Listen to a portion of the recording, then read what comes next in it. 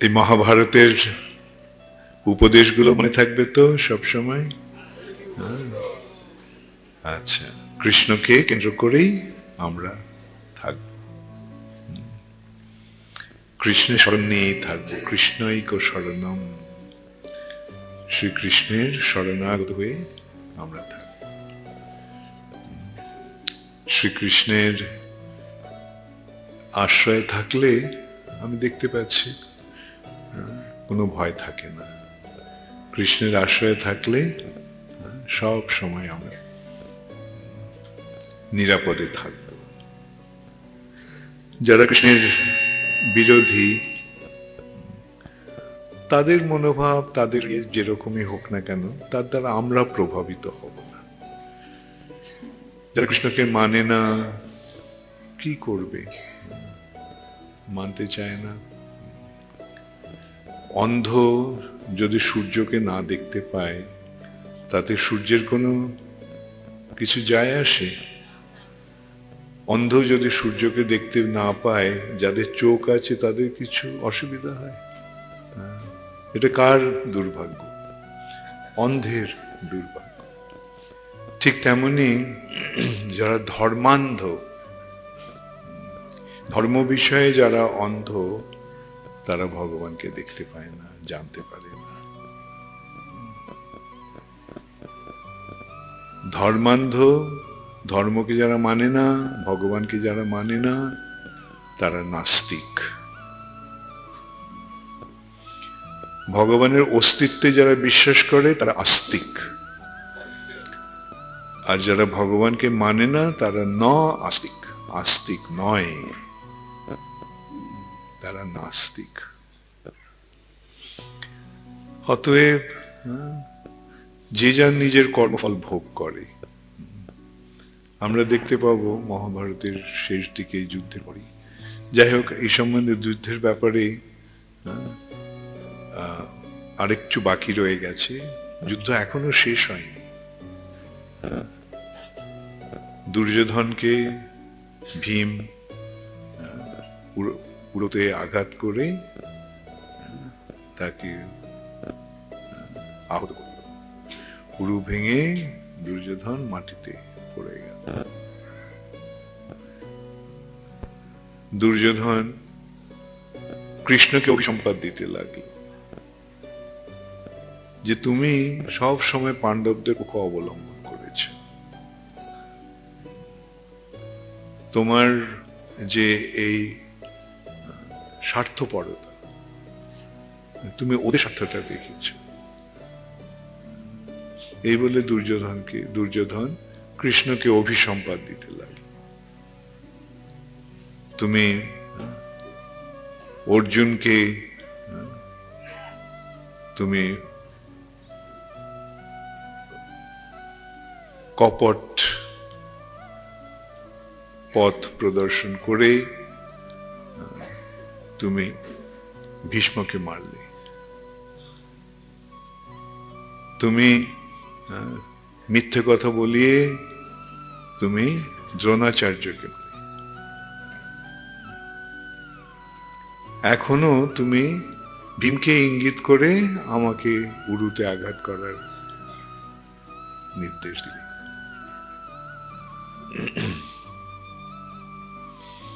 তখন কৃষ্ণ বলল যে না,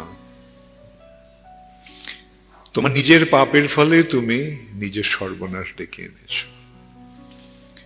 তোমার এই দুর্দশার জন্য তুমি কাউকে দোষী করতে পারবে না। তখন মনে করিয়ে দিল, এই যে উরু ভাঙার কথা বলছো, উরুভঙ্গ, এটা অন্যায়ভাবে তোমার উরু ভঙ্গ হয়েছে। তুমি যখন তোমার উরুদেশ দেখিয়ে কুলবধূ সতী দ্রৌপদীকে সেখানে বসতে আহ্বান করেছিলে, তখন স্বাভাবিকভাবেই ভীম প্রতিজ্ঞা করেছিল যে তোমার এই উরু ভেঙে দেবে।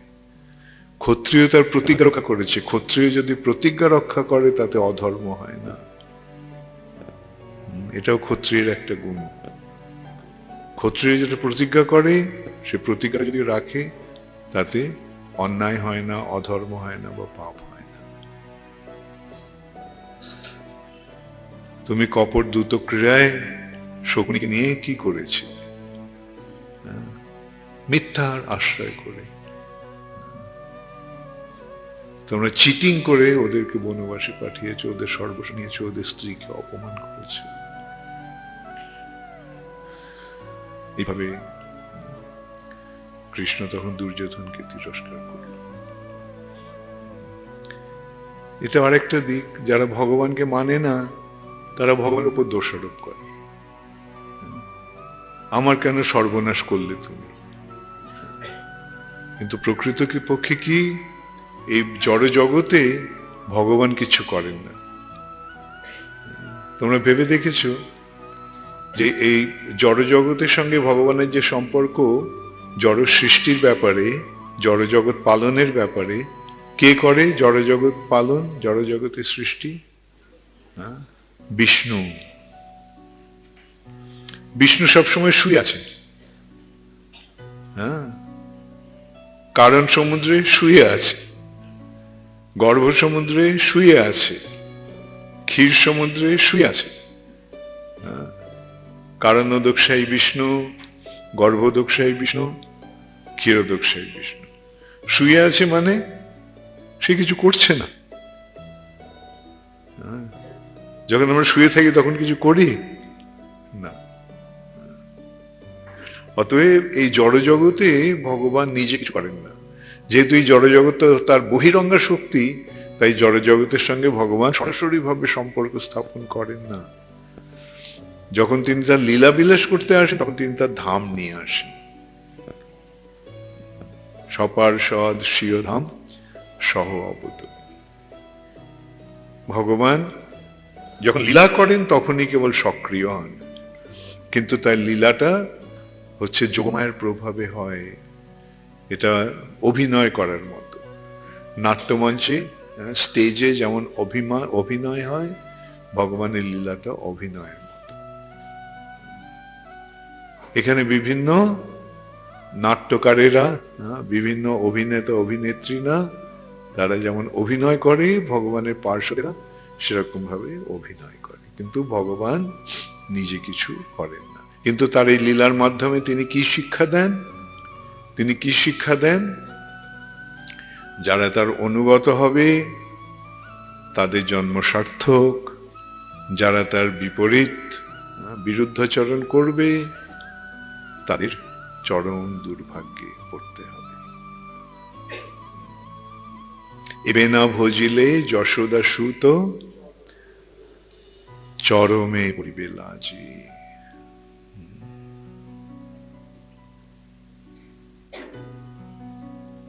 আমি শকুনির কথাটা বলতে ভুলে গেছি, এটা খুব ইয়ের কথা।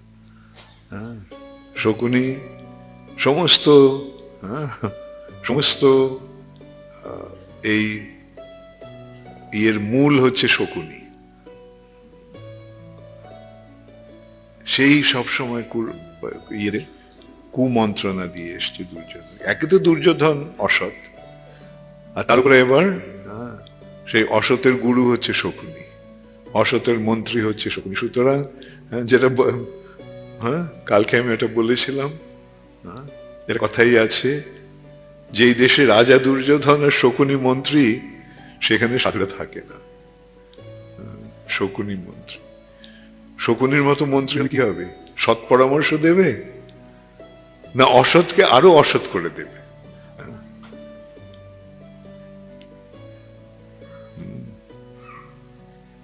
ভালো মন্ত্রীও ছিল, যেমন বিদুর, সঞ্জয়,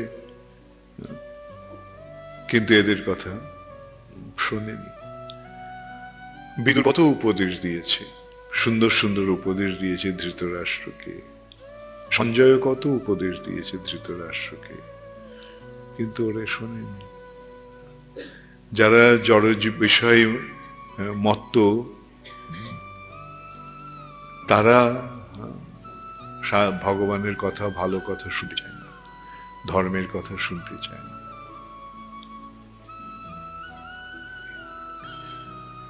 এইভাবে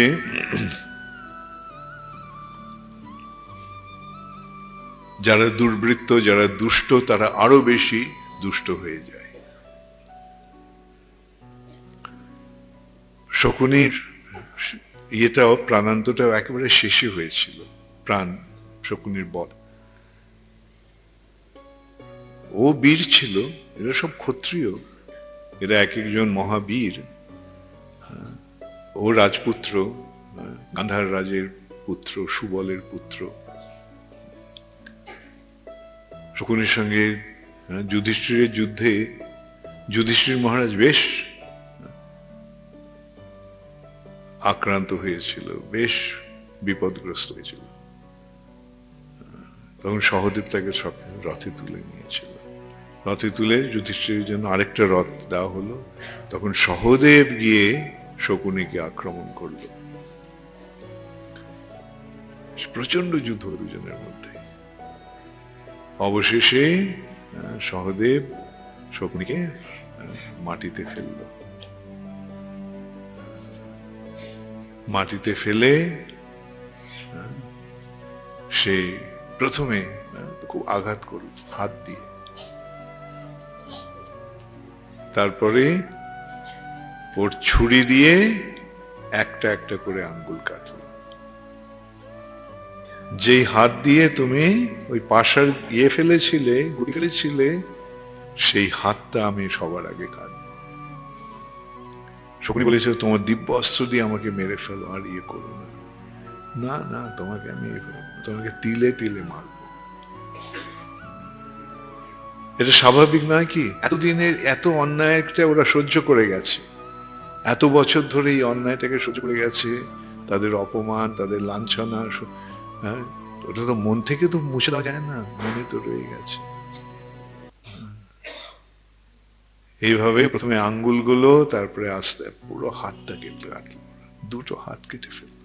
দু হাত দিয়ে ও করতো এইভাবে, দুটো হাত কেটে ফেললো। কেটে ফেলে তারপরে ওর মাথাটা কেটে ফেলল।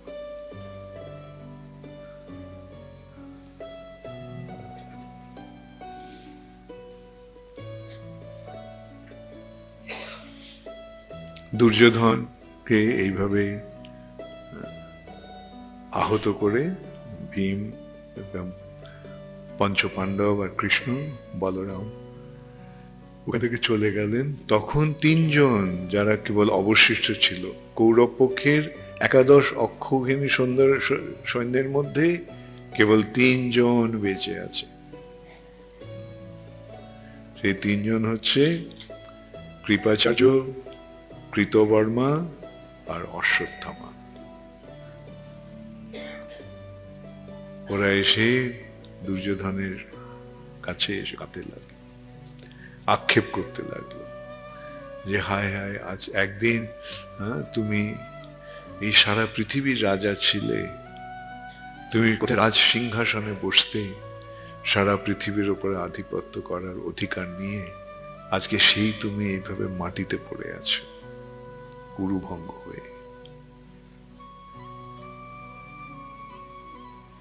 তখন অশ্বত্থামা করলো যে আমি পঞ্চপাণ্ডবকে হত্যা করার প্রতিজ্ঞা করছি, আমি পঞ্চপাণ্ডবকে হত্যা করব। করে এই অপমানের এই প্রতিশোধ নেব। তখন দুর্যোধন সেখানে কোন রকমে উঠে বসে, উরু ভেঙে গেছে, হাতে ভর দিয়ে কোন রকমে উঠে বসে সে অশ্বত্থামাকে সেনাপতির পদে নিযুক্ত করল।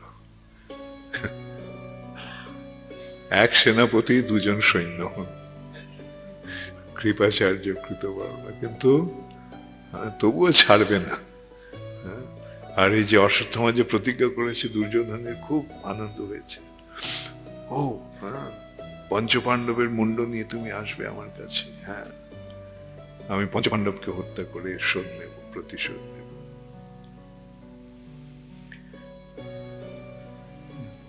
রাত্রিবেলা ওরা শুয়ে আছে, ঘুমোতে পারছে না, একটা গাছের নিচে শুয়ে আছে। তখন অশ্বত্থামা দেখছে যে একটা পাখির বাসায় বাচ্চা বাচ্চা পাখিগুলি রয়েছে ঘুমন্ত অবস্থায়, সেই সময় একটা প্যাঁচা এসে সেই পাখিগুলিকে আক্রমণ করে সেই পাখির বাচ্চাগুলোকে মেরে ফেলল। তখন এর থেকে অশ্বত্থামা একটা সংকল্প পেল, একটা ধারণা তার মনে এলো, হ্যাঁ ঠিক আছে। সে তখন বসে ইয়ে করে বলল, চলো ওই নিদ্রিত অবস্থায় আমরা পঞ্চপাণ্ডবকে হত্যা করব। কৃপাচার্য না করলেন, বললেন যে সেটা অন্যায়, এত বড় অন্যায় হয় না। নিদ্রিত অবস্থায় এমনিতেই ক্ষত্রিয়রা নিরস্ত অবস্থায় অপরকে আক্রমণ করে, আর তোমরা নিদ্রিত অবস্থায় তুমি আক্রমণ করবে। অশ্বত্থামা বলল, আমি প্রতিজ্ঞা করেছি, এটাই আবার সেই পুনরাবৃত্তি হচ্ছে যে ক্ষত্রিয় যদি প্রতিজ্ঞা করে সেই প্রতিজ্ঞা পালনটাই তার ধর্ম।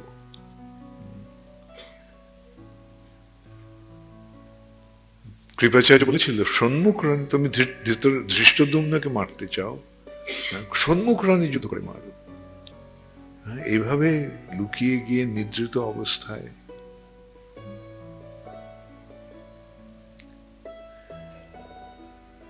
কিন্তু অশ্বত্থামা শুনল না, আর তো সেনাপতি, সুতরাং তার কথা শুনতে হবে, তারা তোর সঙ্গে চলল।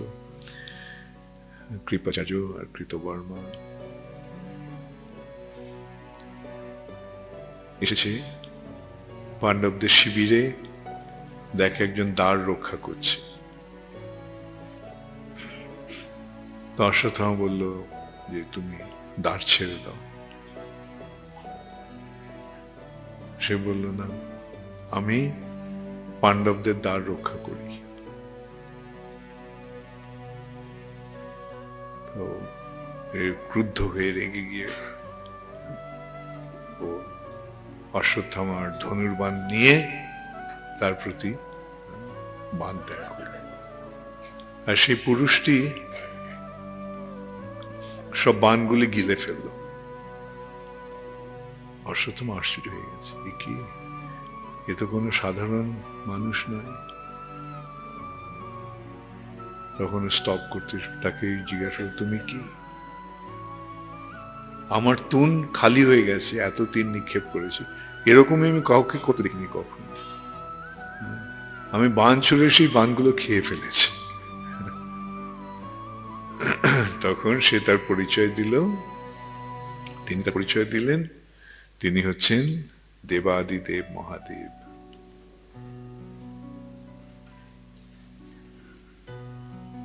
তো অশ্বত্থামা ওকে বললো, তুমি আপনি আমার এই দ্বার ছেড়ে দিন। বললেন, আমি দ্বার ছাড়বো না, কেন অর্জুনের কাছে আমি প্রতিজ্ঞাবদ্ধ, আমি ওদের দ্বার রক্ষা করব।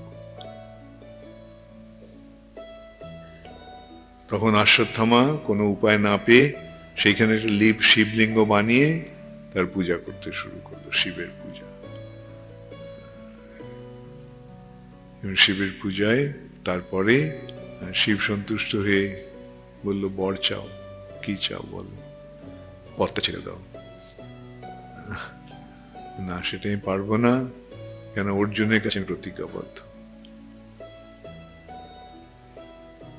তারপরে বললো, তবে আজকেই সেই 1 বছর পূর্ণ হয়ে গেছে।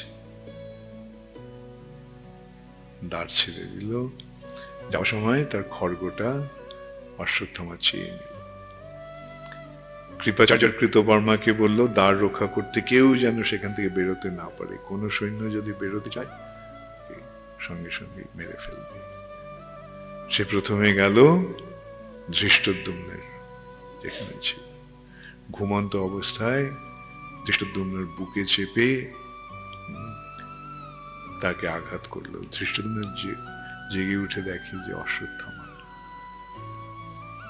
তো তখন ধৃষ্টদ্যুম্ন বলল, ঠিক আছে, তুমি যখন আমাকে হত্যা করবেই, তাহলে অস্ত্র দিয়ে হত্যা করো। কিন্তু ও বলল না, সে হাত দিয়ে মেরে মেরে মেরে মেরে ভীম কিচকে যে অবস্থা করেছিল, ধৃষ্টদ্যুম্নের সেই অবস্থা করল। তারপরে সে গেল, দেখলো যে একটা ঘরে, একটা শিবিরে 5 জন ঘুমিয়ে আছে। ঘুমন্ত অবস্থায় তাদের শিরশ্ছেদ করলো, মাথা কাটলো। সে ভাবলে এরা হচ্ছে পাণ্ডব। তাদের মাথাটা, 5টা মাথা কাপড়ে বেঁধে সেই বীর দর্পে বেরিয়ে এসছে। সমস্ত সৈন্যদের ইতিমধ্যে সংহার হয়ে গেছে। অশ্বত্থামা নিজে অনেককে মেরেছে, কৃপা যারা বাইরতে চেষ্টা করছিল তাদের কৃপাচার্য, কৃতবর্মা সেদিন যেন তাদেরকে কেউ আর পরাজিত করার। আর রাত্রিবেলায় যুদ্ধ হয়েছে, কেউ প্রস্তুত ছিল না। রাত্রিবেলায় ঘুমন্ত অবস্থায়, আর এতদিনের যুদ্ধের পর তারা মনে করেছে তাদের জয় হয়েছে, তাই নিশ্চিন্তে তারা সকলে ঘুমিয়েছিল। সেই ঘুমন্ত অবস্থায় এই 3 জন গিয়ে তাদের সংহার করল। 5টা মুন্ড বেঁধে নিয়ে দুর্যোধনের কাছে তারা এলো, এসে বলল যে আমি আমার প্রতিজ্ঞা রক্ষা করেছি, আমি 5 পাণ্ডবকে হত্যা করে এনেছি। কিন্তু দুর্যোধন তো প্রথমে আনন্দে আত্মহারা হয়ে গেছে যে তুমি আমার বন্ধুর কাজ করলে, আমার মনোবাসনা তুমি পূর্ণ করলে। পাণ্ডবদের অবশেষে মৃত্যুর পূর্বে আমি অন্তত পাণ্ডবদের পরাজয় দেখে গেলাম। শৈশব থেকেই আমি পাণ্ডবদের প্রতি বিদ্বেষী ছিলাম, বিরূপ ভাবাপন্ন ছিলাম, কিন্তু কোনোদিন ওদের পরাজিত করতে পারিনি। তুমি আমার বন্ধু রূপে এসে পাণ্ডবদের পরাজিত করলে।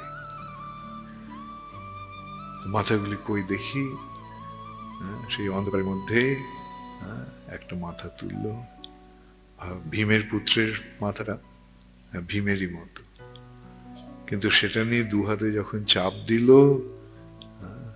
মাথাটা ভেঙে গেল। দুজন বলবে এই ভীম নয়। একে একে 5টা মাথাই সেইভাবে চুরমার করে দিল। দেখো, উড়ুভঙ্গ হয়ে পড়ে আছে, তাও কি শক্তি! এইভাবে হাত দিয়ে মাথা, 2টো হাতের চাপে মাথাগুলো চুরমার করে দিল। তখন দুর্যোধন বলছে, এরা এই শির পাণ্ডবদের নয়, এরা দ্রৌপদীর 5 পুত্রের মাথা নিয়ে তুমি এসেছ। আমার গদা পর্বতের মতো, আর সেই গদার আঘাতে পর্বত চূর্ণ হয়ে যায়। সেই গদা দিয়ে আমি ভীমের মাথায় আঘাত করেছি, কিচ্ছু হয়নি। পাণ্ডবদের মাথা এই শিশু এইরকম হবে না। এইভাবে বিলাপ করতে করতে দুর্যোধন দেহত্যাগ করল। ভেবেছিল যে তার প্রতিশোধ নিল, কিন্তু কি হলো, 5 শিশুকে হত্যা করে এইভাবে। অশ্বত্থামা প্রতিজ্ঞা করেছিল যে পৃথিবীকে পাণ্ডব শূন্য করবে। সেই পাণ্ডব শূন্য করার কি হলো, সে তখন এদিকে 5 পাণ্ডব ফিরে এসে দেখলো এইভাবে একেবারে শিবির শূন্য হয়ে গেছে। তখন তার অশ্বত্থামাকে ধরতে ছুটল, রথে করে যাচ্ছে। অশ্বত্থামার রথ, ঘোড়া হাঁপিয়ে গেছে, পায়ে নেমেছে, পায়ে নেমে দৌড়চ্ছে। বীরেদের এমনই ক্ষত্রিয়, যেহেতু ও রথে চলতে পারছে না, সুতরাং অর্জুনও রথ থেকে নেমে, ভীমও রথ থেকে নেমে তাকে অনুসরণ করল। আচ্ছা, দ্রৌপদীর, ওইটা এর আগে দ্রৌপদীর শোক আছে স্বাভাবিকভাবেই, যে দ্রৌপদী তার পুত্রের মৃত্যু, 5 পুত্রের মৃত্যু এইভাবে ঘুমন্ত অবস্থায় হত্যা হলো। অর্জুন তখন প্রতিজ্ঞা করেছিল, আমি অশ্বত্থামার মুন্ড এনে তোমাকে দেব, এবং সেই অশ্বত্থামার মুন্ডে দাঁড়িয়ে তুমি স্নান করবে, অভিষেক করবে। কিন্তু অশ্বত্থামাকে যখন বেঁধে বেঁধে আনা হলো। আচ্ছা, এর আগে একটু আছে, অশ্বত্থামা একেবারে হয়ে ব্রহ্মাস্ত্র ছাড়লো, অর্জুনও ব্রহ্মাস্ত্র ছাড়লো। এই দুই ব্রহ্মাস্ত্রের যদি সংঘর্ষ হয় তাহলে পৃথিবী ধ্বংস হবে। তাই ব্যাসদেব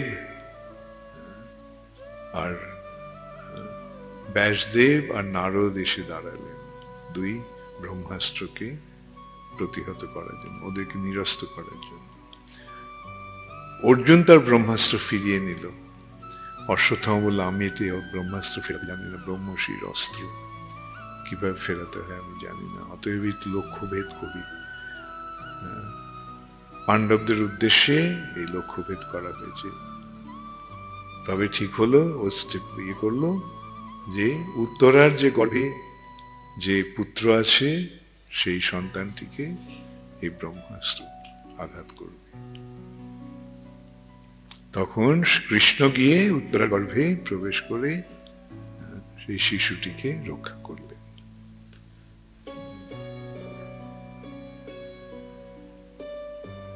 অশ্বত্থামাকে বেঁধে আনা হলো।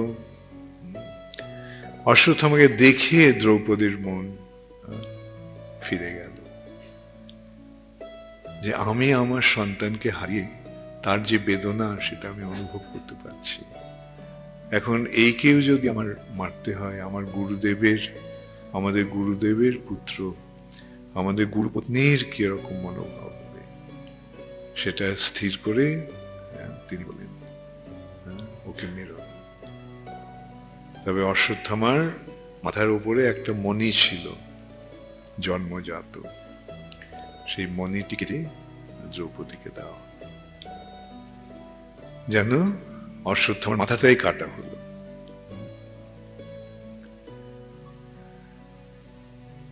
তারপর পাণ্ডবের এদিকে যুদ্ধ শেষ হয়ে গেছে। গান্ধারী, যুধিষ্ঠির, ধৃতরাষ্ট্র এরা সব সেখানে এসেছে।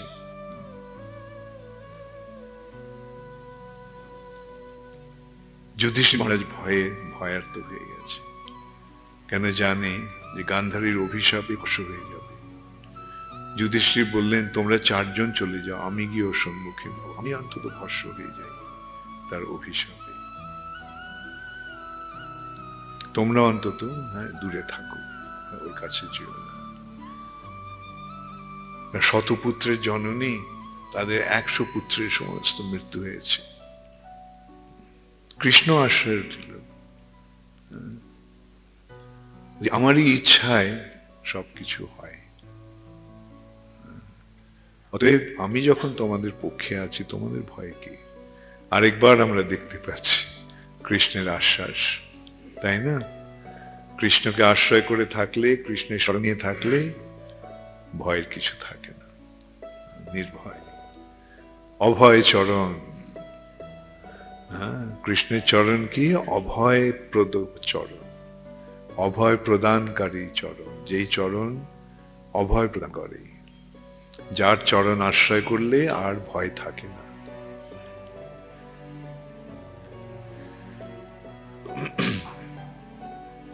গান্ধারীর কাছে প্রথমে কৃষ্ণ গেলেন।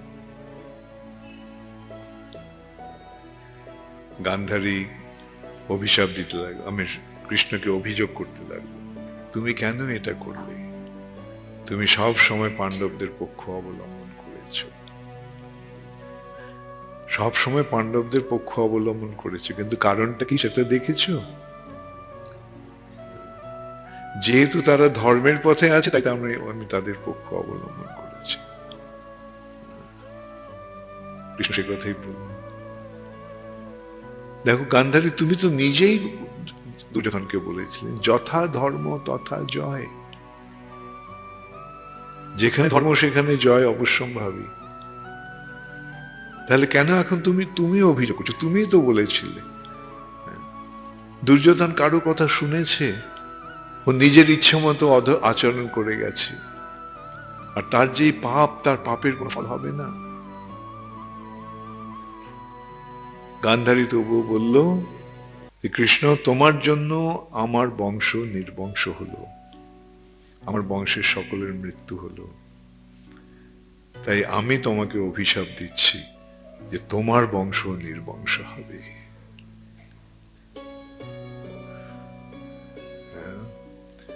যাই হোক, আমি অভিশাপের কথাটাই বললাম, কি করে হলো সেটা আজকে আর বলবো না, তোমরা শ্রীমদ্ ভাগবতে পড়ে নিও। আচ্ছা, সংক্ষেপে বলে দিই।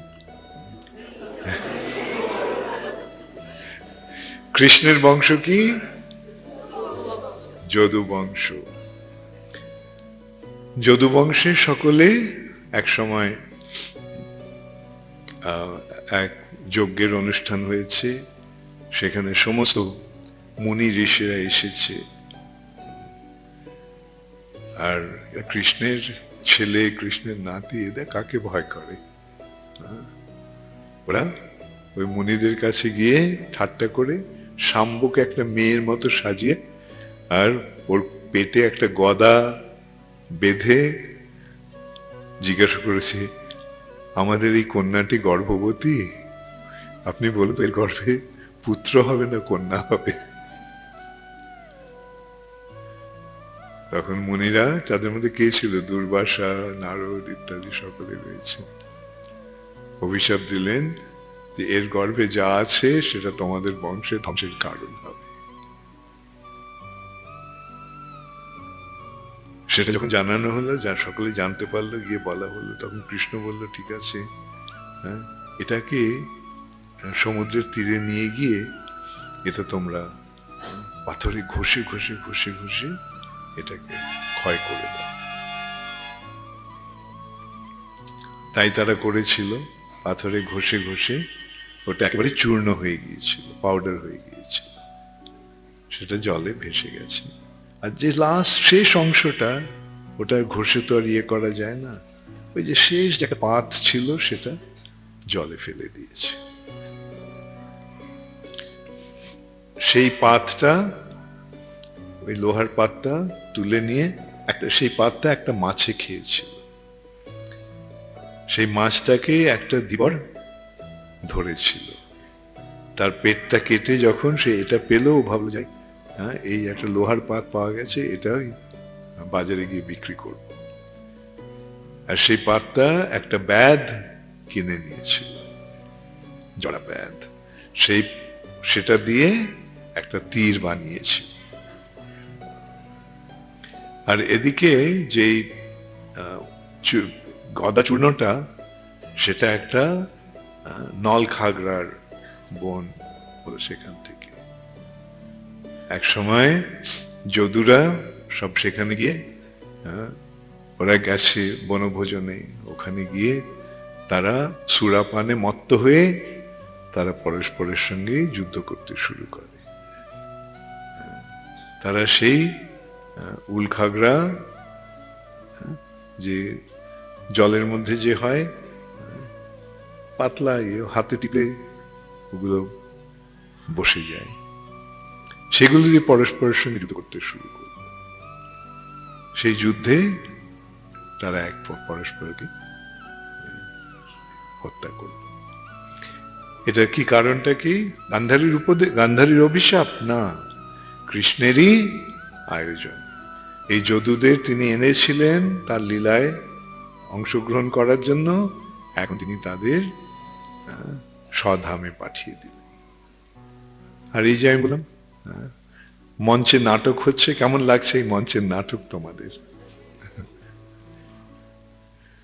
একসময় এগুলো অভিনয় করে দেখালে খুব ভালো হয়, তাই নয় কি? হ্যাঁ, নাটকের নাটক, হ্যাঁ,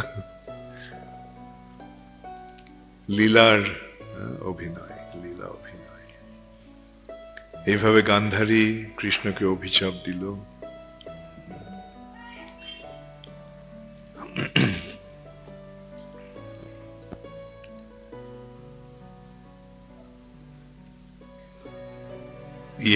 ইয়ে এসেছে, ধৃতরাষ্ট্র এসেছে। ধৃতরাষ্ট্র বসে আছে, অভিযোগ দিচ্ছে ভীমকে যে তুমি আমার এইভাবে নৃশংসভাবে আমার শতপুত্রকে হত্যা করলে। কৃষ্ণ সেটা জানালো যে দেখো ধৃতরাষ্ট্র, তোমার সামনেই তো এই সমস্ত ঘটেছিল, দ্রৌপদীর লাঞ্ছনা, কপট পাশা খেলায় তাদের প্রতারণা, তাদের সর্বস্ব হরণ, তখন তো তুমি তো কিছু বলনি। এখন তার ফলটা যখন হলো তখন কেন আক্ষেপ করছো? এইভাবে কৃষ্ণ তাদের বোঝাবার চেষ্টা করলো। ধৃতরাষ্ট্র তখন বলল যে ও আচ্ছা, তো আমি ভীমকে আলিঙ্গন করতে চাই। ভীমই তো আমার বংশের এখন একমাত্র উত্তরাধিকারী রইল, এই পাণ্ডবেরা। তো ভীমকে আমার অন্তত আমার যে মনের ইয়ে ছিল, তাপটা ছিল, ভীমকে আলিঙ্গন করে সেই তাপের উপশম করতে চাই। কৃষ্ণ বুঝতে পেরেছিল ধৃতরাষ্ট্রের মনে কি ছিল। কৃষ্ণ তো অন্তর্যামী, সকলেরই মনের কথা জানে। ধৃতরাষ্ট্রের মনের কথাটাও বুঝে নিয়েছে। ভীম উঠে যেতে চাইছিল, কৃষ্ণ যেও না এখন। সেখানে একটা লৌহ ভীম ছিল, আর ভীম দুর্যোধন ওটা বানিয়েছিল। হ্যাঁ, আর সেই লৌহ ভীমের প্রতিদিন লৌহ ভীমের ইয়েতে গদা যুদ্ধ, গদা দিয়ে ওই ভীম, ওই লোহার ভীমকে আঘাত করত।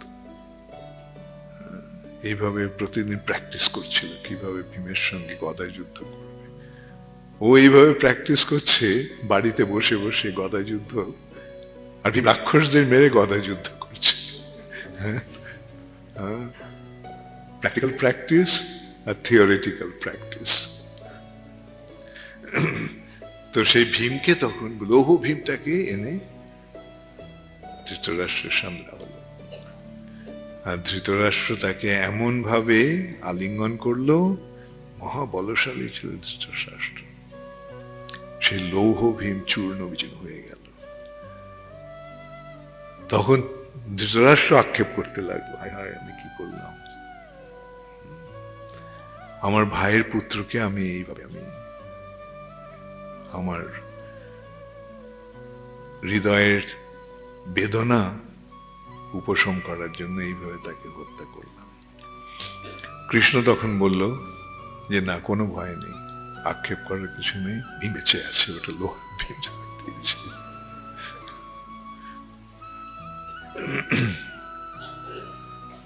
এইভাবে মহাভারতের এই যুদ্ধ পর্ব শেষ হলো। এবং তারপরে আসছে শান্তি পর্ব। স্ত্রী যুদ্ধ পর্বের পরে স্ত্রী পর্ব, ওই সমস্ত নিহত সৈনিকদের, রথী মহারথীদের, রাজাদের, স্ত্রীলোকেদের যে অবস্থা সেটা বর্ণনা, সেখানে গান্ধারীরও বর্ণনা আছে। তারপরে আসছে শান্তি পর্ব। অতএব এখন এই যুদ্ধের পরে শান্তি আসুক। হরে কৃষ্ণ হরে কৃষ্ণ কৃষ্ণ কৃষ্ণ হরে হরে, হরে রাম রাম রাম হরে হরে। তাহলে তোমাদের সকলের মনে থাকবে তো? হ্যাঁ, কি শিক্ষা লাভ হলো? আচ্ছা, রাখে কৃষ্ণ মারে কে? কৃষ্ণ কাকে রাখে? যারা কৃষ্ণের শরণ নেয়। তো কৃষ্ণ কিভাবে শরণ নেবে? হরে কৃষ্ণ কৃষ্ণ কৃষ্ণ হরে হরে, হরে রাম রাম রাম হরে। এটাই হচ্ছে কৃষ্ণের শরণ নেওয়ার পন্থা। শরণ নেওয়া মানে কি? তিনি যেটা বলেছেন সেটা করা। ব্যবহারিক ভাবে, প্র্যাকটিক্যালি সেটার মাধ্যমে বোঝা যাচ্ছে শরণ নিলাম কি নিলাম না। কৃষ্ণের শরণ কিভাবে নেব? কৃষ্ণ যেটা বলেছেন। কৃষ্ণ কি বলেছেন?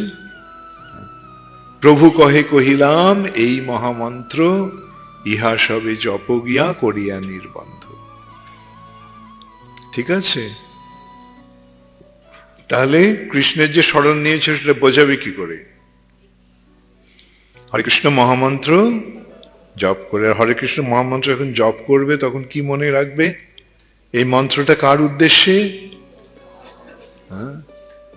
এই মন্ত্রটা ভগবানের উদ্দেশ্যে, কৃষ্ণের উদ্দেশ্যে। কৃষ্ণ কি? কৃষ্ণ স্বয়ং ভগবান। আমরা কি? আমরা সকলে তার দাস দাসী। আমরা এই জগতের উপরে আধিপত্য করার চেষ্টা করছি, কিন্তু সেটা মায়ার প্রভাব। আমরা কখনো অবস্থাতেই আমরা প্রভু নই, আমরা সকলে নিত্য দাস, ভগবানের নিত্য সেবক। তাই ভগবানের সেবা করব। কিভাবে সেবা করব? অন্তত এই হরিনাম করে সেবা করি। আর প্রভুপাদের বই পড়লে বুঝতে পারবে কিভাবে কিভাবে সেবা করা যায়। অতএব এইভাবে ভগবানের সেবায় নিযুক্ত থেকে তোমরা তোমাদের জীবন সার্থক করো। হরে কৃষ্ণ, গৌর প্রেমানন্দে হরে।